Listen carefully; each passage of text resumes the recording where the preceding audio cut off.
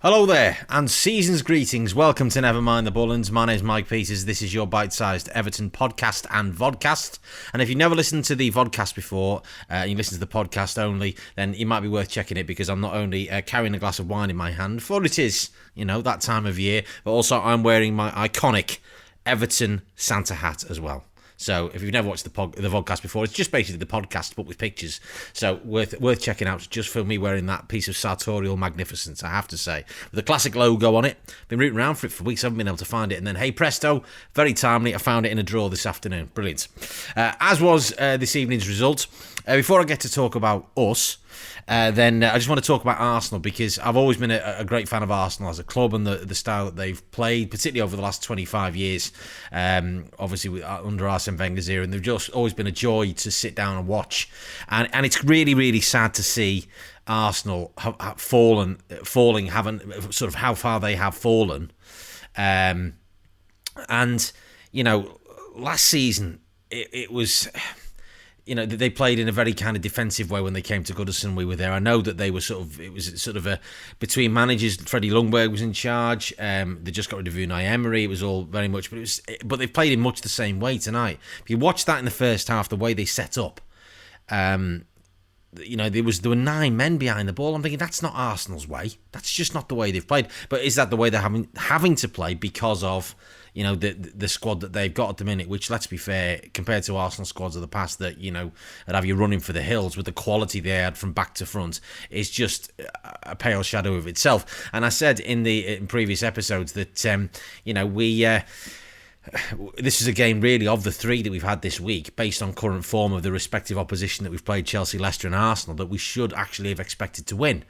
But you could just see Everton all over, peak Everton, that we cock it up. Fortunately, we haven't, and it's our 3rd win on the spin.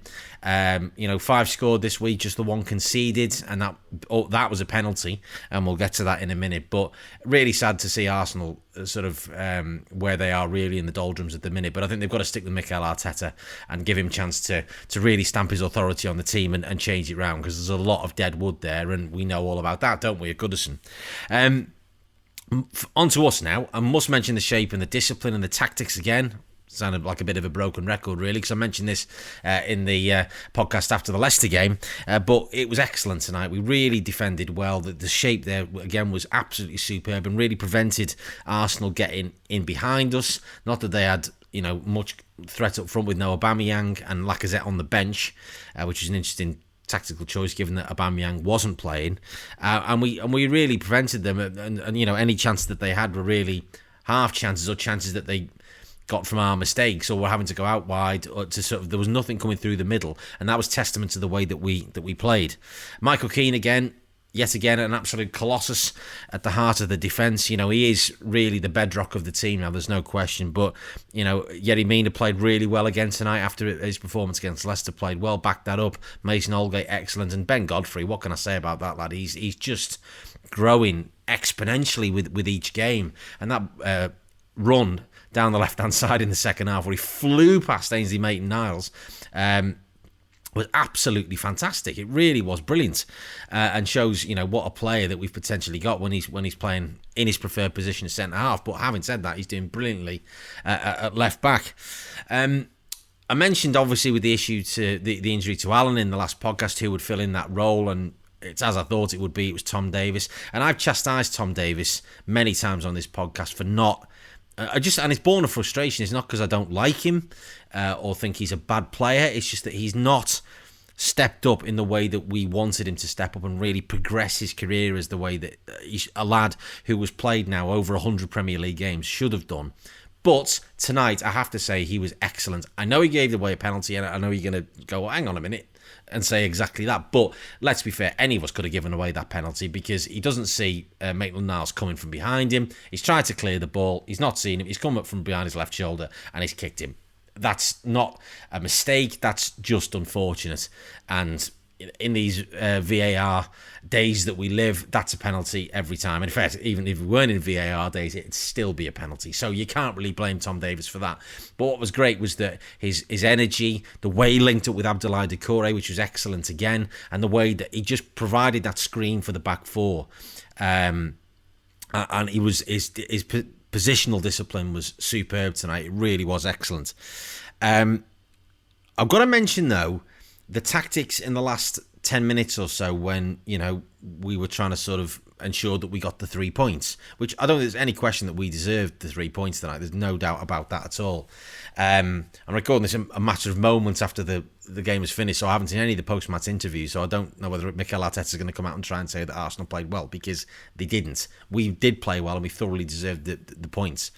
But I've always been very, very uneasy with teams that try and defend a 1-goal lead, particularly at home. And I just thought to bring on, you shuffle your pack and that's all right and that's fine, because, we've got obviously a lot of games coming thick and fast at this time of the year, and you need to change that. And I had no problem with Seamus Coleman coming on. That was fine. If I had a bit of protection, that's okay. You do want to, you don't need to go gung-ho and all guns blazing to try and keep keep attacking. But the game was there for us to take and really put it to bed. We had a couple of half chances second half.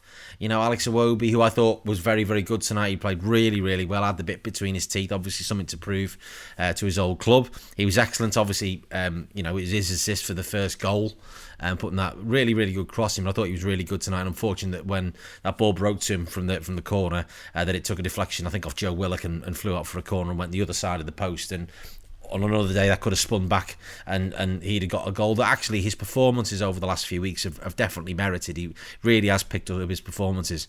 Gylfi Sigurdsson, slow to start the game I thought tonight, but actually got better as the game went on and was showing a few sort of twists and turns and dribbles and little nutmegs and stuff like that, which is sort of the Gylfi Sigurdsson that we paid all that money for back in 2017, and it's great to see him doing that.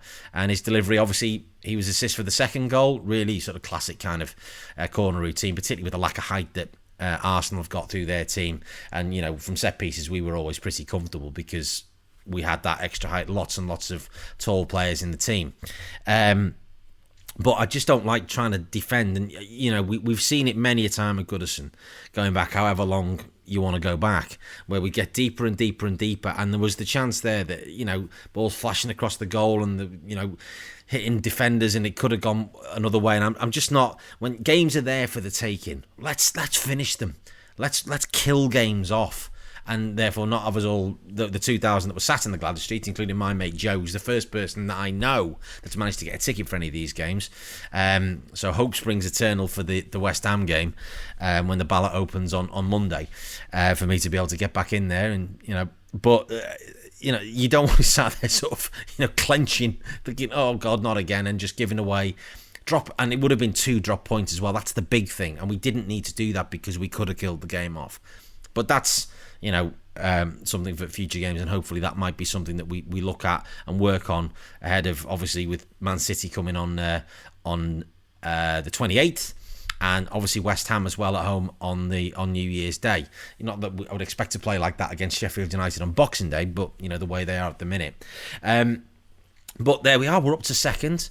And, I think if you'd offered any Evertonian the prospect of us being 5 points behind Liverpool after 14 games of the season, we'd have bitten your hand off, because the chasm between us and them last season, and I'm just using them as a benchmark, not because it's Liverpool, but because they're the champions and how far we were behind them last season, 45, 50 points, whatever it was, shows actually how far we've come, and also how open this league is this year, because they've not been at their imperious best, although obviously they've given Palace an absolute hiding today.